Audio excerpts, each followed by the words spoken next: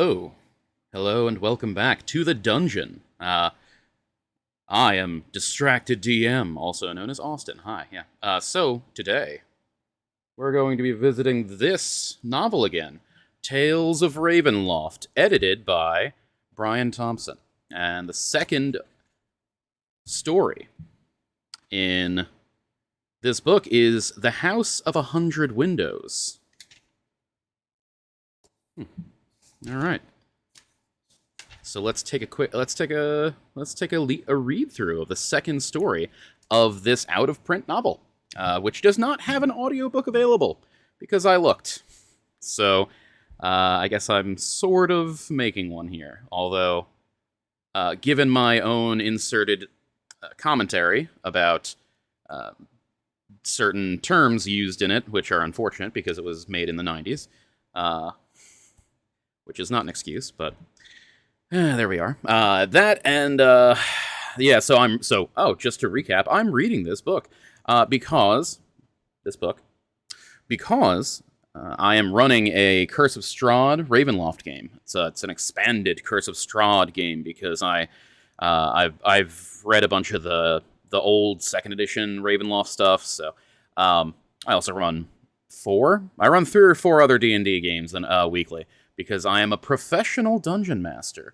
And also, I've been running D&D for, I don't know, since I've been running it regularly since my early 20s, but I've been running it since, I guess, my mid-teens.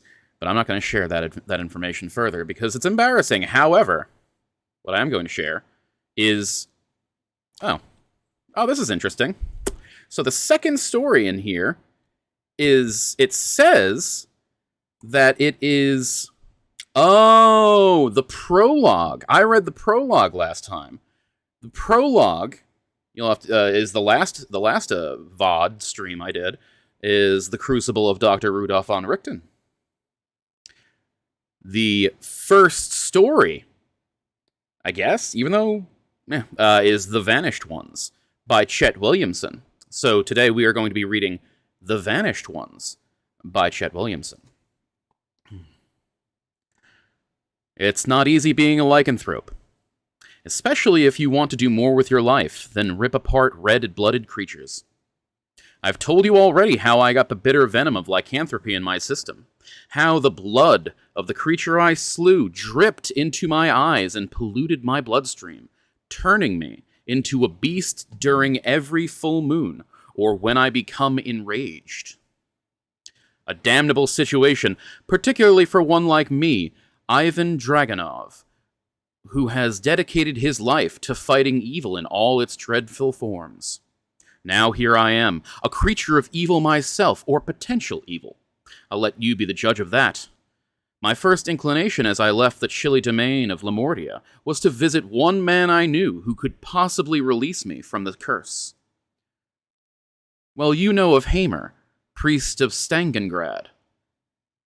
I don't, but that's fine. I was weary from battling Victor Mordenheim's monster. Blast both their dark souls.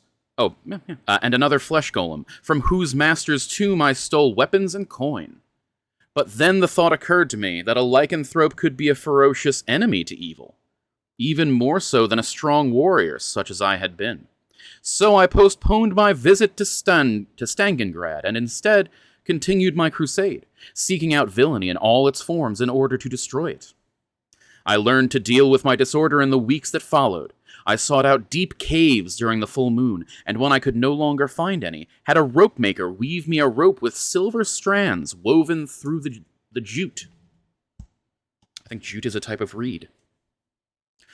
I wind myself up in it before the nightfall, and tie knots that my lycanthropic side cannot undo. Those nights are filled with terrible pain, but they keep me from killing.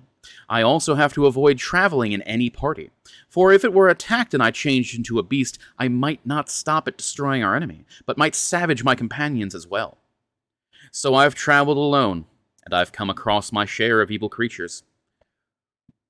With every battle, the werebeast within me has come out and triumphed, far more easily than I would have if I was fighting as a mortal man.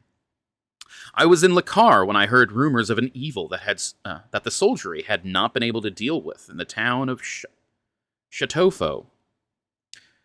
So I rode quickly to the domain of Dementlu. I hoped that I could put aright whatever was amiss before the next full moon. I arrived in Chateaufour. It is spelled Chateau-Faux. Chateaufour, just before noon, and stopped at a large inn.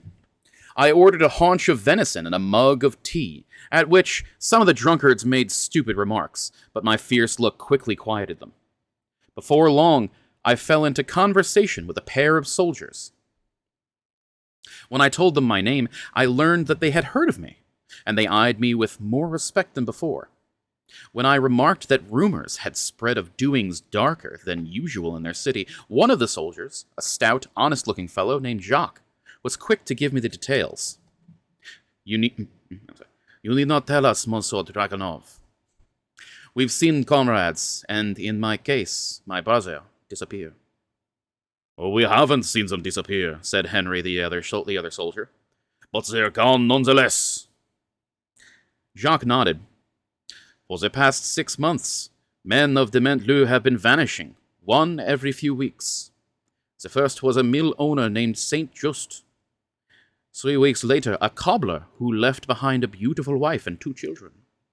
Then a blacksmith, a tailor's apprentice, and a merchant who was almost a member of the town council. That got some action, that did, Henry added. I guess it's Henri. Town council came to the army then, sure enough. Asked us to solve the mystery, said Jacques. And a mystery it was. I didn't get the point. But men run off all the time, I said. Women, money problems, wanderlust, a whole slew of reasons. Jacques' face grew rigid then. Are you saying my brother would desert? One thing I didn't need was a brawl at an inn. It's not a good place to turn into a werebeast. No, by the gods, of course not. But what about these other men?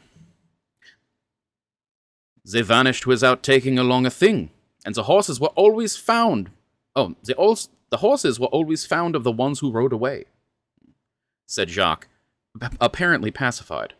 None of the men owed any money, and each man already had a wife or sweetheart whom he loved, except for my brother. And, said the slightly drunk Henri, do you think any man in his right mind would leave a woman such as that? He pointed toward the door, which had just opened. You know that I'm not the kind of man whose heart beats faster at the sight of a female. Never had time for them, battling evil for most of my life. But when I saw this creature walk into the inn, my jaw swung down, my eyes got wide, and I thought every woman I'd seen before didn't deserve the name. Jesus. This was a woman, no doubt about it. Hair red as flame, falling down the back all the way to her, well, pretty long hair anyway. Wow. This is, alright. A face like an angel's, with cheeks red as the rose and eyes so deep you wanted to fall into them and never come up. She was dressed modestly, but it was hard for even the heaviest cloth to disguise the lushness of her figure, and I found myself thinking that maybe I'd wasted too much of my life without the companionship of such females, though she was unique. Then she looked in our direction, called Jacques' name, and came swiftly toward our table. Monsieur Lagrange, she said with a voice as sweet as honey, have you news of my poor husband, or of your unfortunate brother? None, madame, I regret to say. But pray, allow me to introduce a gentleman who has heard of our plight, and whose curiosity has brought him far. Ivan Dragonov. Mr. Dragonov, this is Gabrielle Faure, the wife of Roger Faure, who was the first man to vanish. She turned those incredible eyes on me. Monsieur, she said, your reputation precedes you. I saw her gaze run over me, taking in my size, my weapons, my warlike attitude, my hair and beard nearly as flame-red as hers. As you know, I present quite an impressive picture, and I felt certain that she was sizing me up as a potential ally. Her next words proved me right. Could I beg you, monsieur, to assist us? I have done little but tremble in fear and worry during the past 6 months, ever since my dear husband disappeared. I know that he would not have deserted me, and even if my judgment is wrong, he would not have left his thriving business behind. You have in the past exposed many evils and righted many wrongs, Monsieur Dragonov. Will you not have pity on me, and on the other poor wives, families, and sweethearts who have been left lonely and distraught by these disappearances? Well, I mean, what was there to say? How could I refuse such a beautifully phrased and flattering entreaty? So I gave a little bow, feeling silly as I did it, and said that I'd be happy to do whatever I could to help find her husband. We were all colleagues then, and I think Jacques was also pleased that I would be trying to help find his brother as well. The four of us sat there for nearly an hour. Gabrielle and I drank tea, Jacques nursed a glass of wine, and Henri fell into a drunken sleep. Gabrielle told me about her husband's disappearance. She said he had ridden toward town one morning from their country house near the mill, and was not seen again. No one reported meeting him on the road, but many hours after he vanished, a soldier found his horse, roaming in the fields halfway between the town and Fowler's home. There was no trace of blood on the saddle, no signs of violence at all. Then Jacques told me as much as was known about the other missing townspeople. Quite simply, they had gone off on errands at different times of the day. Different times of the day and night, and never reappeared. The mounts of those who rode away were always found, but never a trace of evidence that suggested violence.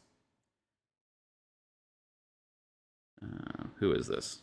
Maybe I shouldn't do voices that way. I don't have to figure out who is who. And then they assigned my brother to find the men, or their bodies. You'll pardon me, madame. He meticulously interviewed families, friends, fellow workers, but learned little. Then, one night, he told me he had some new evidence to gather, but would say no more, and rode off. I have not seen him since. But they found his horse, I guessed? They did. He excused himself then. He had to go back to his barracks. I felt uncomfortable left alone with Gabrielle. Although my manner is rough, I seldom feel ill at ease with either man or woman. They can take me or leave me as it suits them. But this woman was different, as I say. Beyond doubt, I was drawn to her, but she showed no sign that she had conquered me. Instead, she asked me if there was anything she could do to help in my investigation. I thought that since her husband had vanished somewhere between his house and the town, it might be worth my while to look around the mill and see if I could find anything.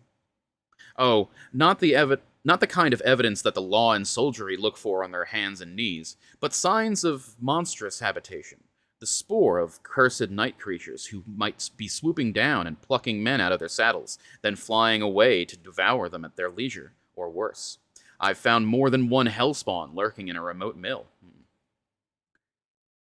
She seemed agreeable enough, and promised to show me over the grounds of the house as well, so we rode out together. By the time we got there, it was nearly time for the 3 men who were crushing grain to leave for the day, and Gabrielle dismissed them early. I couldn't help but notice the looks that they gave her as they left, as though they dreaded leaving the glory of her sight. And these were men with wedding rings on, too. She just had that effect on anything in trousers.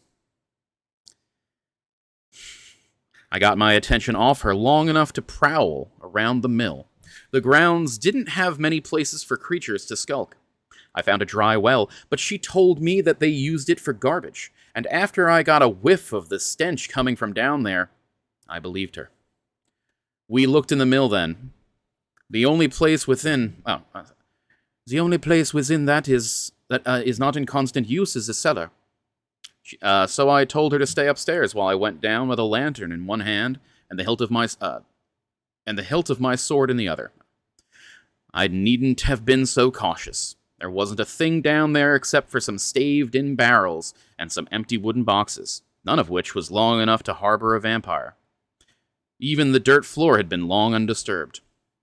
I used my time alone down there to think about my situation, my emotions, really.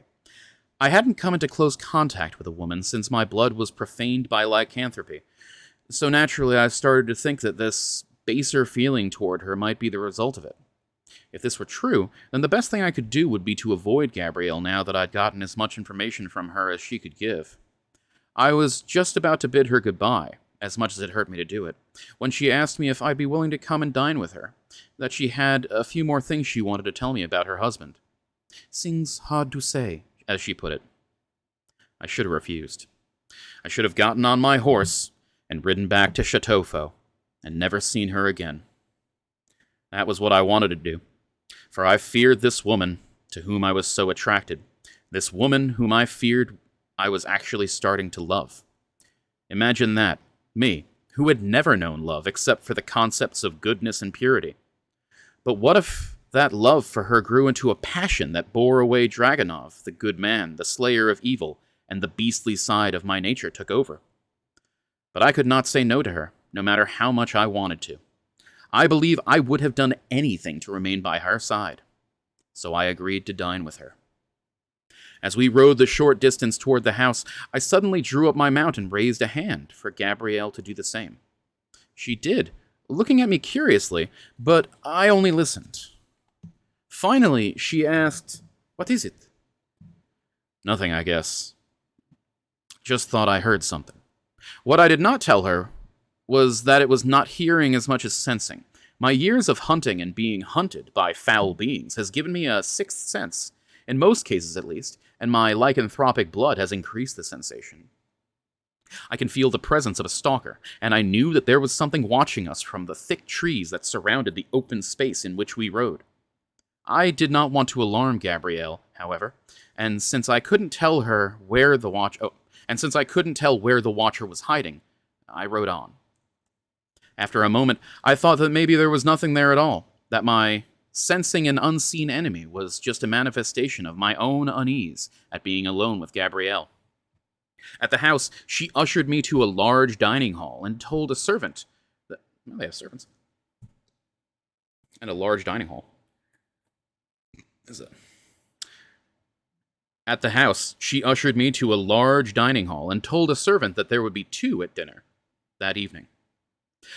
I was placed at the end of the large table in the middle of the hall, and she at my right, a very intimate setting in spite of the size of the room. The ceiling was a good 30 feet high, and richly embroidered tapestries hung from nearly every wall. 2 servants brought the dinner and waited on us as we ate. The food was plentiful and delicious, though I could scarcely take my eyes from the woman long enough to eat. We talked of this and that, and she didn't bring up her husband until after she had dismissed the servants for the night, and we were alone in the room, lit by firelight and candles. Then she walked toward the fireplace, turned, and stood there looking at me. Her gaze might just as well have turned me to stone. During dinner, she had looked at me politely and reacted with interest when I spoke, but now the look she gave me was that of a lover, intimate and searching. "Monsieur," she said huskily, "I have told you that there is more to the story, and there is. My husband, Roger, and I did not share the happy marriage you might have imagined. I do wish to find him, that is true, for he is my husband, and for that I owe him the loyalty of a wife. But when I saw you and spoke to you, I knew that you were different from other men." She had me there, no doubt about it. "I could tell this to no one before, but I feel certain that you will understand. My husband, despite his public face, was not a kind man to me. He did not know how to treat a woman. But you, I am sure, do." I felt unaccountably hot, not only because of the blazing fire whose red-yellow glow illuminated the room, making Gabrielle's hair shimmer like red mist, or, I fancied, a swirling cloud of blood. "I prefer to be frank, Ivan Dragonov. I will say it once and once only, and if you do not wish to hear it, you may leave, and I will never speak of it to you again. But I have never felt about a man the way that I feel about you. I see in you the lover and husband I wish I might have had, and I sense that you feel the same emotion toward me." Okay, so just a pause on this.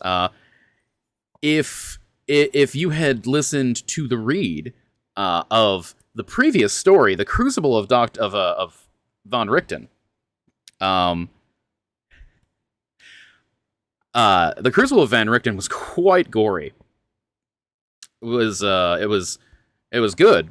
But man, the descriptions, all that kind of stuff. Whereas here, this is a Ravenloft novel. It's horror, so I'm sure it's going to turn into something. But man, this is steamy romantic stuff. This is not what I expected. All right, so, and I'll just read those last lines again for emphasis on the right syllables. I prefer to be frank, Ivan Dragonov. I will say it once and once only, and if you do not wish to hear it, you may leave, and I will never speak of it to you again. But I have never felt about a man the way that I feel about you. I see in you a lover and husband I wish I might have had, and I sense that you feel the same emotion toward me. I could scarcely breathe. I felt passions and longings I had never known I was capable of. There is no one else here, she said. The servants are dismissed for the night. I beg you, Ivan, come to me. Take me in your arms and love me as I have never been loved before. I had no choice. I stood up, completely weaponless. I had not even my will to stop me from going to her embrace. Her moist lips were slightly parted so that I could see the pure whiteness of her teeth in the bright firelight. Her bosom rose and fell with the quickness of her breath, and I knew that she longed for my touch as greatly as I did for hers. She held her arms out toward me, and I ran into them as though blown there by a strong wind. I had not held a woman in my arms for many years, and the heat of her body pressing close to mine excited me beyond reason, seared my very soul. I sank into her embrace, as though drowning once more in the sea of sorrows. But this time, I welcomed the sensation, preparing myself to dive into the blissful oblivion this sea of love would bring me. We kissed, and the heat from her mouth was like a furnace, a heat that annealed, molded, transformed. I felt myself beginning to change. True horror is not knowing that something is going to destroy you. No, true horror is just the opposite, knowing that you are the evil, the monster, and that in another few seconds, you will be destroying the only person you have ever loved, and are unable to stop yourself. True horror is when the monster looks out of your own eyes. That, my friend, reduces all other horrors to bedtime tales. And that is the horror in which I found myself immersed. I first felt the transformation in my face, the teeth pressing outward against my gums, lengthening into points that cut into my lips until they too expanded and grew, pressing outward along with my snout as the very shape of my skull changed, becoming long and beast-like. Then my muscles expanded, my back broadened, and I closed my eyes and struggled desperately to keep from crushing the air from Gabrielle's lungs. I became taller, too, and I thought I could feel her flaming red hair gliding down my chest as my head grew nearer to the dark ceiling. I knew that in only seconds my claws would thrust out of my fingertips, piercing the flesh of my gentle love. There was still enough of the human left in me to realize that if I pushed her away, I might still be able to turn and run out of the house before the beast took over completely, and rended her dear body to pieces. But when I tried to push back, I discovered that she was clutching me tightly, even tighter than before, holding in the arms a lover who was turning into a murderous fiend.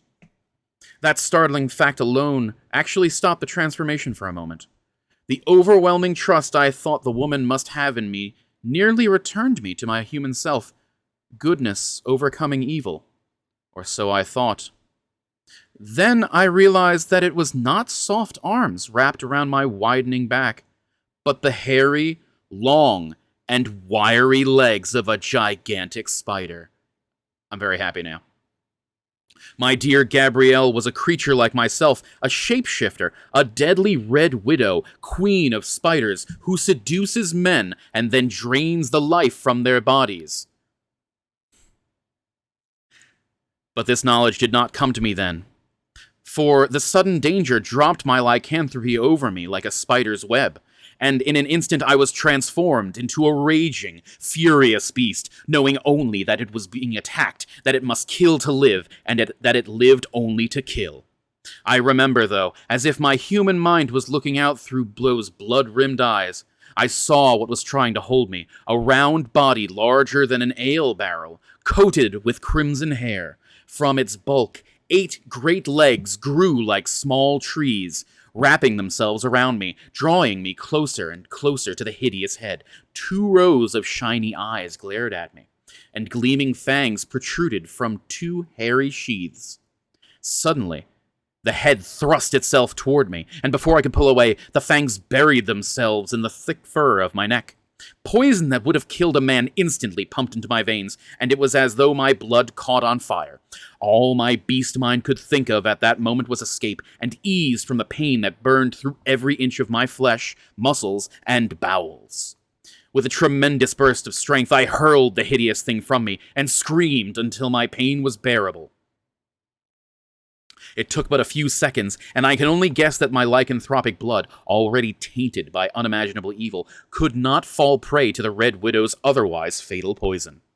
But all I knew then was that I must destroy whatever had hurt me, and I leapt toward the great spider thing. It was quicker than I, and scuttled on its 8 great legs into a corner, displaying the telltale black hourglass on its bloated back. It didn't pause, but went right up the wall until it reached the 30-foot ceiling, where it hung down, as if wondering what to do next.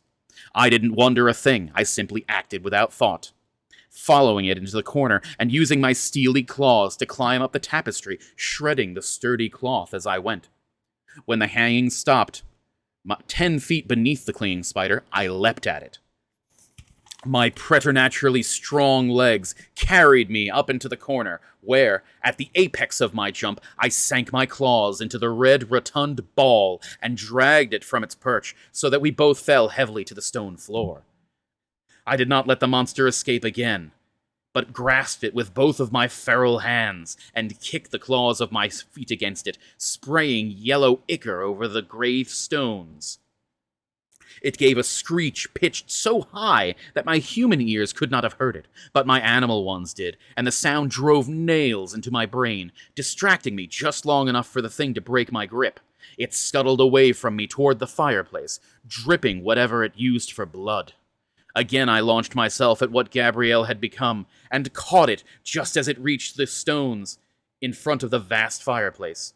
I was on its huge bulbous back now, but within seconds its wiry legs threw us both over. Those legs cut through the air like steel whips, and the fat, obscene body twisted, pressing me cruelly against the floor. But still I would not release my savage hold. At last the Red Widow rolled to the right so that we were both on our sides, and turned so that her multi-eyed face and leering mouth were nearly against me. The fangs came toward me, but I dodged them even more quickly, opened my own great muzzle, and closed my fangs upon the spider's head. My reward was a mouthful of foul ichor, and a scream that made the other sound melodious. I kept my jaws fastened upon that section of the head that comprised several of the eyes and a corner of the mouth, and bore down even harder until more of the vile fluid gushed over my mouth.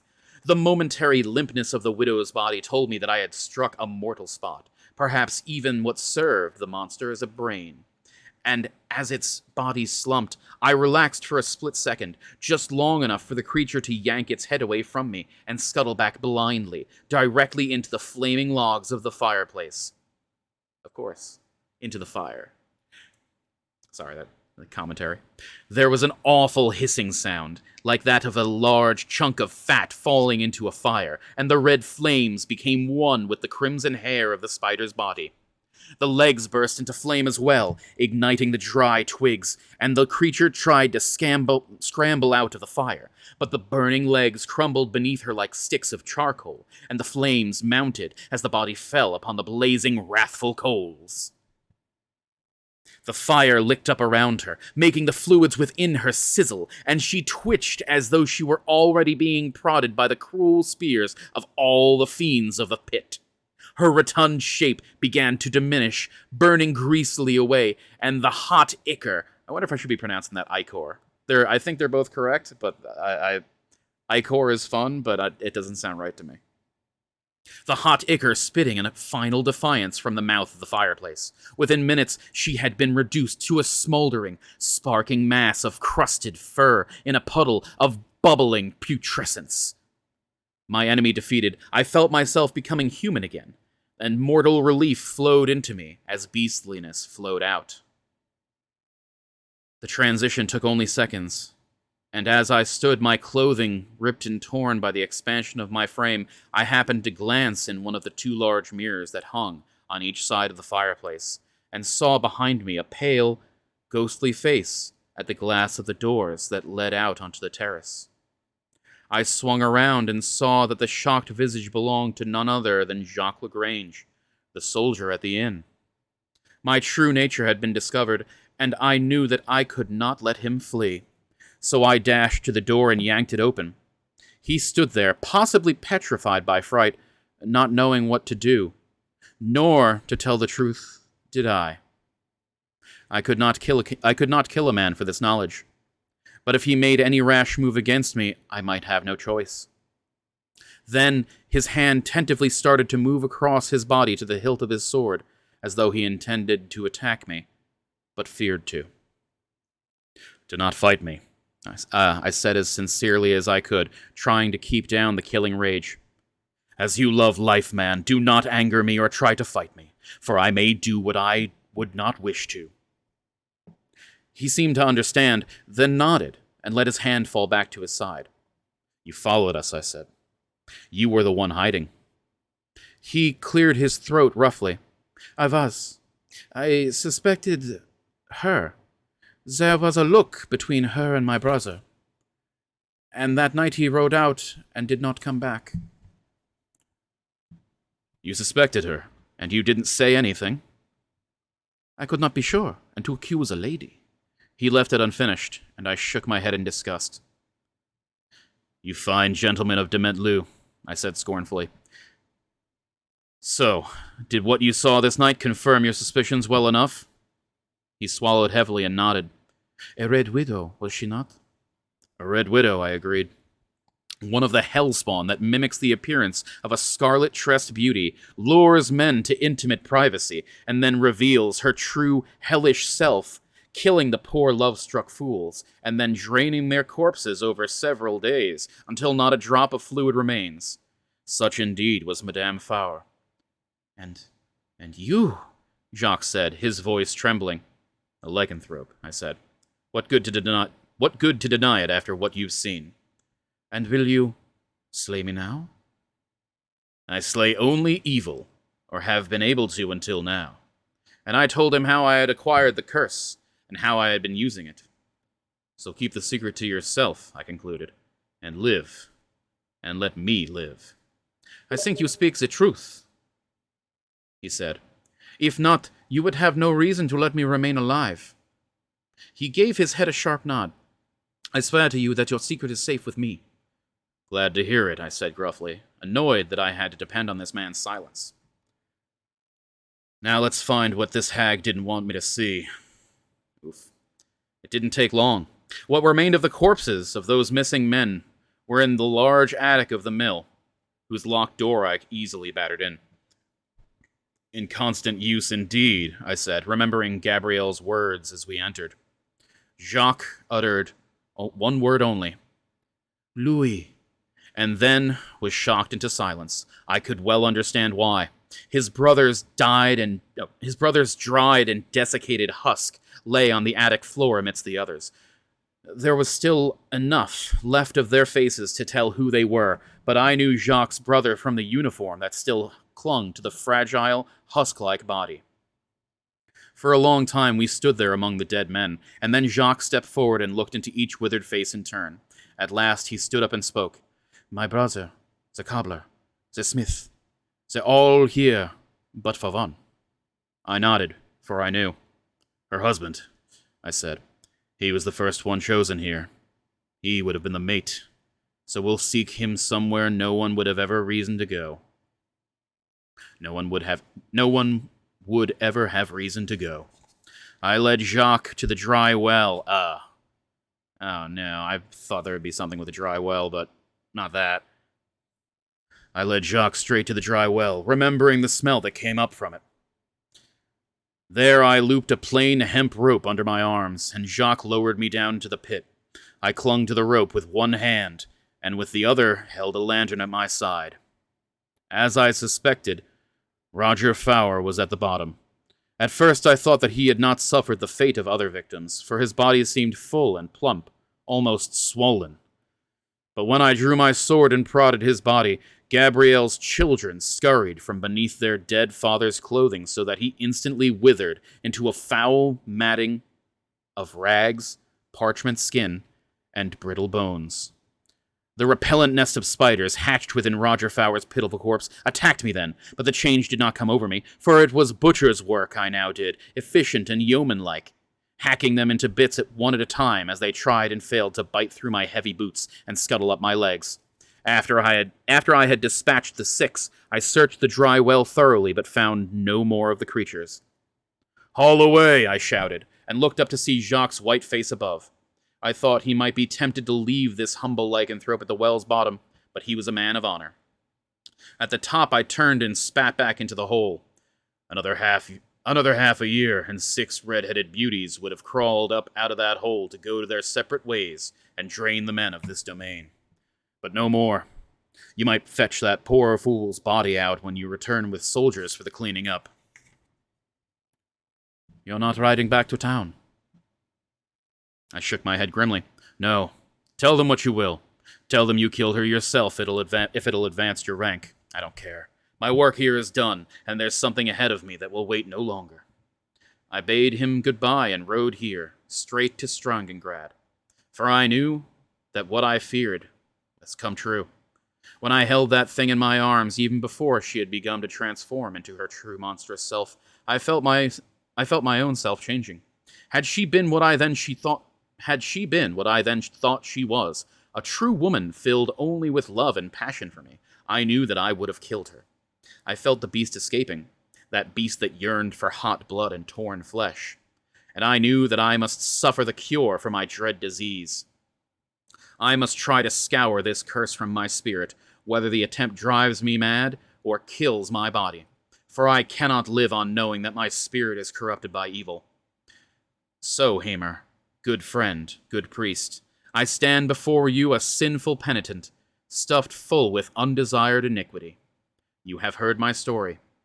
Tonight is the full moon. Lead me into the chapel, bind me, and do your best to drive this curse from me. And if my blood remains impure, if the change comes, well, you have a sword, and it is silver. You will know what to do. All right, that was pretty good. That was The Vanished Ones by Chet Williamson, and now we know. And once again, this is Tales of Ravenloft, the completely out of print book with no audiobook version. And that was a good story. It was definitely more passionate than I thought, and also it has the trope of an evil woman demon creature that lures men to their deaths and drains them of fluids. Oh god. So that theme, could be better, but I definitely like the Von Richten story better. But we have how many stories in this Halloween appropriate month book? There are 18. So I guess there are 19 stories in total, and we've gone through 2 of them. So that leaves us with another 17. So that'll be good. And yeah, that was good. So I look forward to reading the next story. These are definitely, man, especially the last one. This is good too. This is good inspiration for my Ravenloft game, and really any of my D&D games that I like to put horror into. I have put unintentionally. I've put horror into stuff because there was the worst thing. It was inspired by Baldur's Gate 1 or Baldur's Gate 2 or both. There was The players were in a city, and one of the rumors was that children were going missing. And in Baldur's Gate, there was a gnome that was kidnapping and killing children, which is awful. And so apparently I thought I would do that. Except this one was a halfling, and he was doing this kidnapping, etc., for a different reason. His reasons were twofold. One was a psychological reason, which was not discovered because players usually don't ask about that kind of stuff. Like, yeah, they may or may not, but often they will not. And the other is he was sacrificing these children to some dark god that the players have had a couple flits with, I guess. Yeah. Anyway, so, well, that was a great read, and thank you for coming to Distracted DM.